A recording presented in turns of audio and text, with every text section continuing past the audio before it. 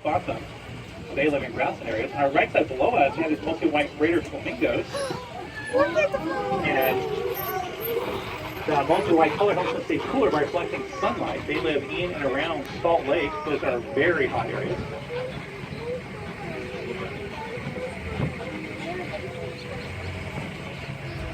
On our safari, we'll see how our parent organization, San Diego Zoo Global, is now leading the fight against species extinction, partly through the work of the San Diego Zoo Global Wildlife Conservancy, which is now supporting conservation projects around the world. As a way to stay tuned into the future, we'll look at a way you can be a hero for wildlife on your own by fighting global climate change, and specifically we'll as these animals have to look like other animals or other things in their environment. That is called mimicry.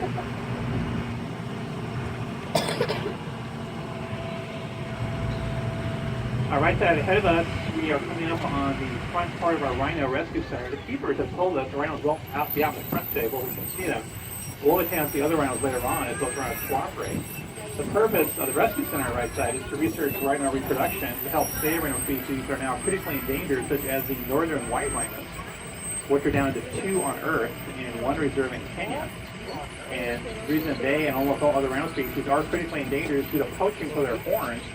Some people think that rhino horn can be used as medicine, but actually rhino horn is just the same material as our nails and our hair. That's a protein called keratin. It's also the feathers on birds are made out of, as well as many other things. Speaking of birds and their feathers, on the left side, look ahead of us around the pond and the island of the pond, the big mostly white birds, the big yellowish bills, the big great white pelicans from Africa. The ones a little bit more gray, the white feathers. And already we think those are Dalmatian pelicans from Eurasia. And mostly white on both these pelicans help them see cooler by reflecting sunlight. Not a lot of shade when they're out there in the water fishing on a sunny day.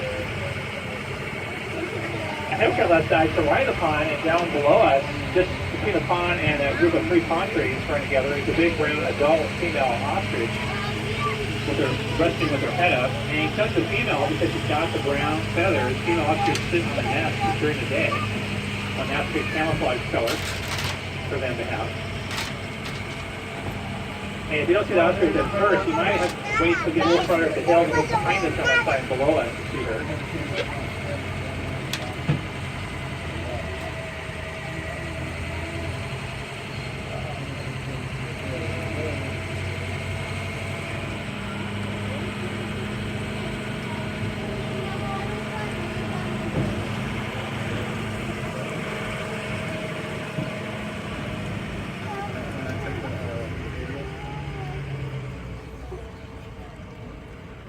On our right side, this area has a lot of male animals of different species that we separate from the breeding herd. We give another male a chance to breed males. The other males are hanging out together on the right side.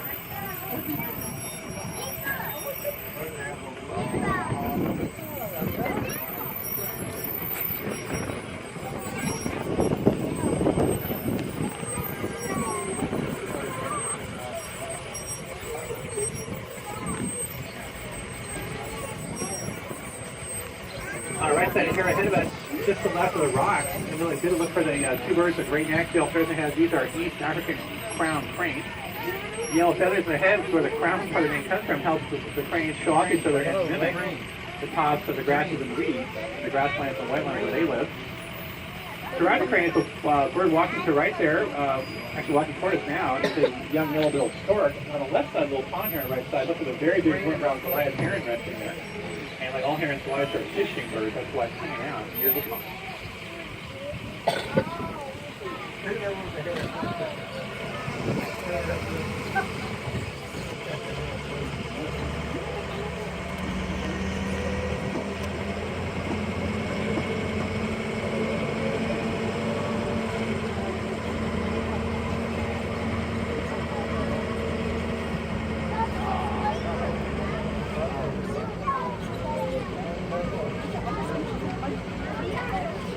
Left side here, just beyond the wall, we're going to have the dark brown sable antelope, and they're dark brown and pretty way to mimic dark brown and green in the grassland forest areas where they live. And You may wonder, well, how can brown mimic green? Well, most mammals see brown and green as the same color. Let's say you're a lion looking at them on grass. To you, their brown parts look the same color as the grass. Now, to them, the brown parts of the lion would also look the same color as the grass because it works both ways. And humans are one of the few groups of mammals, primates, that are able to see brown and green as separate colors because that primates also have worse night vision than most other groups of mammals do. So it's definitely a trade-off.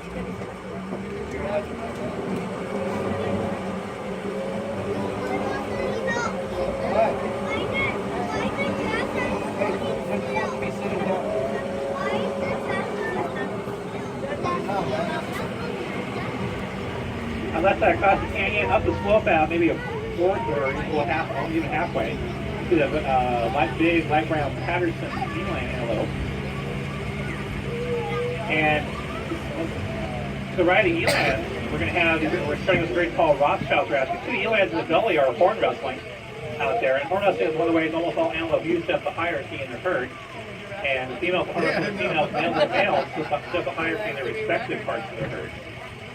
And like I said, we're with the right of the elands, and actually to the left of the elands a little bit, we have this very tall Rothschild giraffe across the canyon that live out here. Sorry, Maasai giraffes live out here. Again, just like the Rothschild giraffes, those white lines on Maasai's side help them mimic the spots of sun in the trees. The Rothschilds are doing the best in the wild of all 9 giraffe subspecies.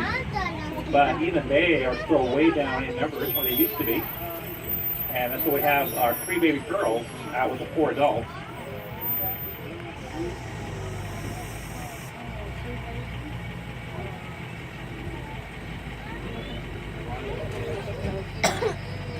Also on the left side here, just down the wall, look for the tan hempback antelope with the long horns and back their heads, the black stripes in their ears, the black spots in their ears, the black stripes across their eyes.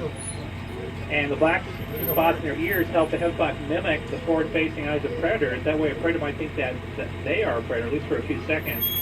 And that might be the time for them to get away from the predator. You see how the hempback's true eyes are hidden by the black stripes across them.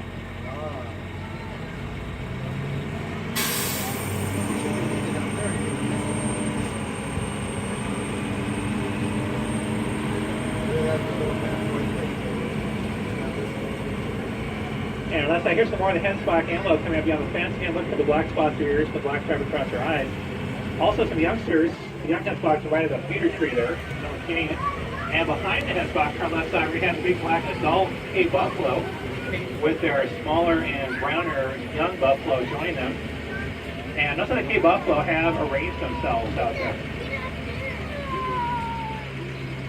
Yeah, they're all looking different directions. So if you think they're doing that because they just don't like each other, raise your hand. Okay, you think they're doing that because they're looking around for danger for each other, raise your hand. That's what it is.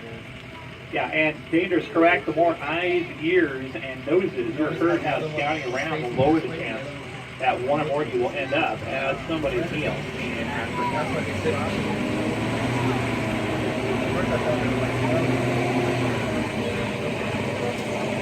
On the right side above us, about halfway the slope there between the trees, we have the great Somali wild asses with the black stripes on the lower legs. The great color is actually really to mimic almost any color background. Look for our youngest bull wild ass, the left of the adults on top above us. Hey, look at that! Hey! They are critically endangered. If you're wondering why the Somali wild asses on the right side above us appear to look like donkeys, which they're not, that's because donkeys were bred from 2 other species of wild ass, not this one. And there's some more wild ass ahead of us above the next group of trees on the right side, or at the top of the next group of trees. Era na yung ranyon aquel. They are a wild member of the horse family. They've never been domesticated.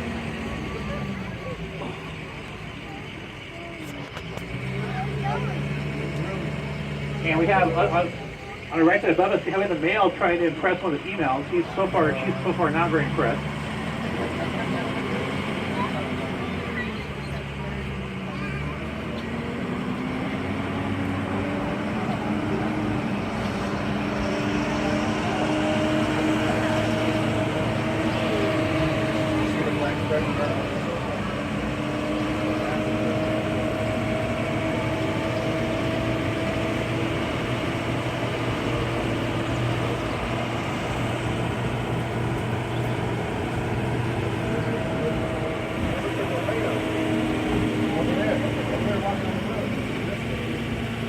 On the left side down below us, in the bottom of the canyon, look for the brown roan antelope, the black white faces, short curve horns. The roan's name is a reference to their color. Roan is the specific shade of brown that the adults are. And there's also several youngsters out with the adults.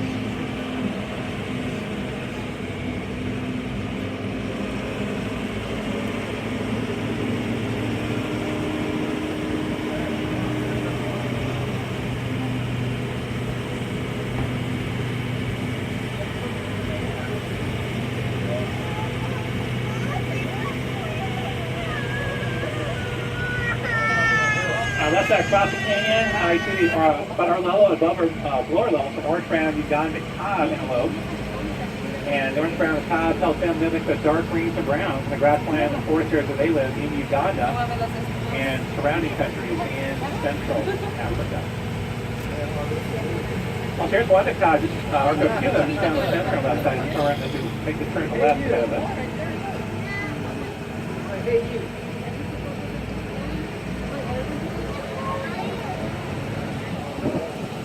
So what's one thing that all animals need to survive, which is often in short supply in many parts of Africa and also here in Southern California? Well, that'd be water. We are now crossing one of the water storage part of the bridge, just one of the ways we conserve water here. Our right side comes down to the right contour, the back right contour drink, maybe. Are some small brown red fronted gazelle antelope. The black stripes are stuck on black stripes, just like on their close relatives, the Thompson Grant developed earlier. Help break up their body outline, use the hard predators to spot them. Also, right side, look at the back middle of the island in the pond. You see there's two mostly white trumpeter swans from North America working on their feathers. And birds spend more time cleaning their feathers than any other single activity. It's because feathers are always under attack by things like bacteria and parasites. So to fight that, birds will actually keep those feathers clean and oiled from the oil glands at the base of the tail. Last night I was looking beyond the logs area in the water, staying in the water is the dark brown, shaggy adult male East African Tonga antelope. The dark brown Tonga helps him mimic the dark greens, the browns, and the swamp areas where they live. They are the most aquatic of all the African antelope species. And then atop the hill on that side ahead of us, we get more of the brown roan antelope. And notice what it said, Tonga and the roans have chosen to put themselves.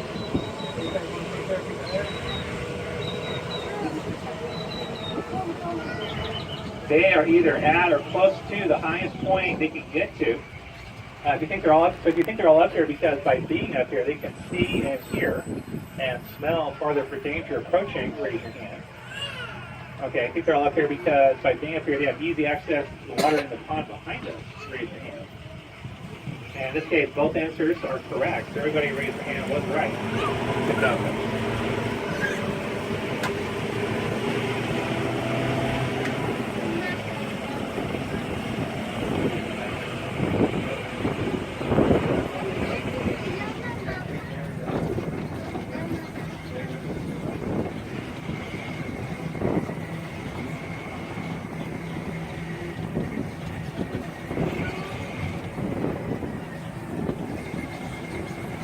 Left side down below us here, the fence we have the brown greater kudu antelope, the white line on side. The white line says the greater kudu mimic the spots of sunlight under trees. They are forest antelope.